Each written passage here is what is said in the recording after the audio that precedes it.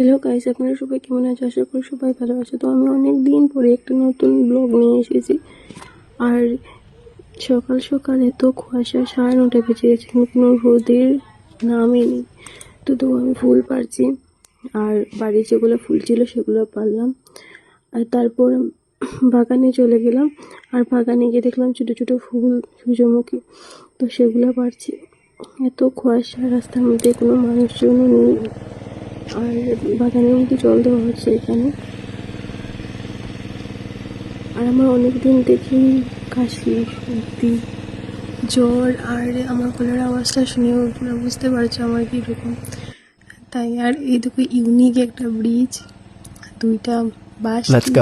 তো গাইস, এখন আমি পূজার সামগ্রীগুলো রেডি করব। তো আমি গাইস অনেকদিন দিয়ে কোনো ভিডিও বানাই না, কারণ দেখো ভিডিও বানিয়ে কি করব, তোমরা তো কোনো সাপোর্টও করো না, আর ভিউজও আসে না। আগে বানিয়েছিলাম কয়েকদিন, আর এখন অনেকদিন হয়ে গেছে ভিডিও বানাই না, ব্লগ। তো আজকে অনেকদিন পর একটা ব্লগ ছাড়লাম। আর দেখো সব আমার সামগ্রীগুলো রেডি হয়ে গেছে। তো এগুলা শিব মন্দিরের সামগ্রী পূজার, তো সেগুলো রেডি করলাম। আর ঘরের পূজা দেওয়া অলমোস্ট শেষ হয়ে গেছে। তো আজকে তো লক্ষ্মী নারায়ণের একসঙ্গে পূজা হবে।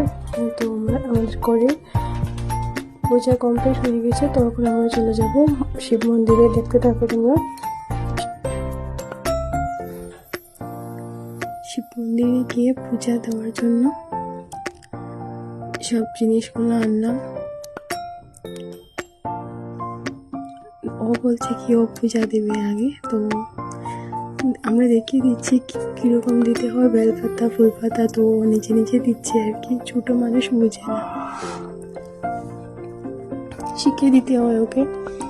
তো আমাদের পূজা দেওয়া শেষ, ও পূজা দিল। তো এখন পূজা কমপ্লিট হয়ে গেলে আমরা ঘরে চলে যাব। ঘরে গিয়ে তো প্রসাদ খেয়ে নিলাম। तो हमारा वीडियो भालो लगे लाइक शेयर कमेंट और टाटा बाय बाय। अगली वीडियो में मिलते हैं।